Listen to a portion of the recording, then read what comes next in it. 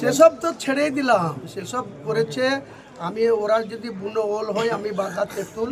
আমার মিসেসের নামে এফআইআর করা হয়েছে। 25 বছর আগে ল্যান্ড কিনে বাড়ি করেছি, সেই জায়গাতে আমার নোটিশ দেওয়া হয়েছে। সেসব ছেড়ে দেন। আমি ওটা এখনই যদি বলি আপনাদের সামনে, অনেকেই পাবলিকই বলবে যে দেখো ওনার বিরুদ্ধে এইসব করেছিল বলে আমাদেরকে দেখে নিয়েছে উনি এইসব করছেন। আমি ওসবগুলো ছেড়েই দিলাম। কিন্তু আম পাবলিকের টাকা যেভাবে চুরি করা হয়েছে, যেভাবে বাটপরি করা হয়েছে, এসব আমি উৎখাত করেই ছাড়ব। আর এই দুর্নীতির টাকা গভর্নমেন্টের কাছে জমা করেই ছাড়ব।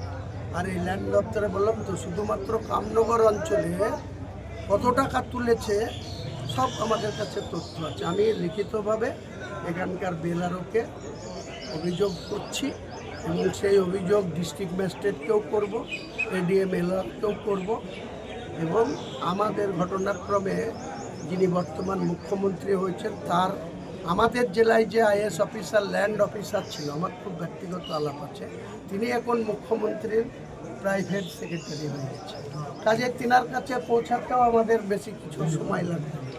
কাজেই আমরা নিশ্চিতভাবেই একদম ব্লক থেকে রাজ্য পর্যন্ত স্বচ্ছতা রাখার অঙ্গীকার শুভেন্দু অধিকারীও করেছে, আর হুমায়ুন কবিরও স্বচ্ছতা প্রতিষ্ঠা করে চলবে। এটাই হচ্ছে।